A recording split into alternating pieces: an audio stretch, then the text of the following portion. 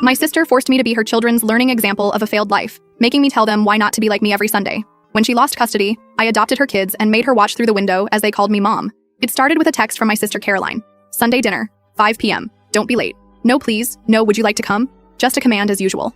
I should have known something was off right then. Caroline never invited me over unless she needed something. For context, Caroline is your classic perfect eldest daughter. She married Matthew right after college, had 2 kids, Sophie and Luke, and lived in a house that looked like it was staged for a magazine photo shoot.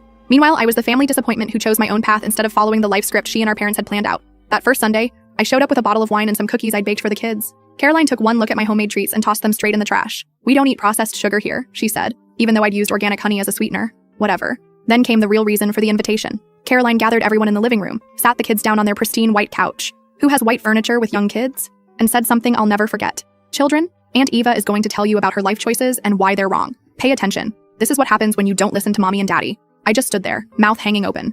Was she serious? But before I could say anything, she pulled me aside and whispered, "You owe me for helping you during your rough patch. Unless you want mom and dad to hear about how you never paid me back that money." She was referring to the $2,000 she'd lent me 5 years ago, which I'd actually repaid with interest. But she'd lost the documentation, and my parents would believe her over me. They always did. So began the Sunday lessons. Week after week, I had to sit there and explain why my life choices were wrong, why being unmarried at 34 was sad, why following my dreams instead of the family-approved path made me a cautionary tale. But here's where it gets interesting. Sophie and Luke, they didn't buy it. When Caroline wasn't looking, they'd ask me questions about my life, genuinely curious and excited. I caught them drawing pictures of things I'd told them about. Luke once whispered, "I wish I could be brave like you, Aunt Eva." Then things started unraveling at Caroline's perfect home. Matthew began drinking heavily. The facade cracked. Caroline's perfect control started slipping, and she got meaner. The lessons became more brutal. She'd nitpick everything about me, my clothes, my hair, my life choices. The kids started looking more anxious, more withdrawn. One night, my phone rang at 2 a.m. Sophie was crying, using an old phone they'd hidden in their toy chest. "Aunt Eva, Daddy's throwing things again. Mommy says it's because we're not good enough, like you." I called CPS and the police immediately. The investigation revealed years of emotional abuse. Caroline had been using me as a scapegoat while terrorizing her own children with impossible standards. Matthew's alcoholism had turned violent. Both kids were diagnosed with severe anxiety. When they needed emergency placement, I stepped up.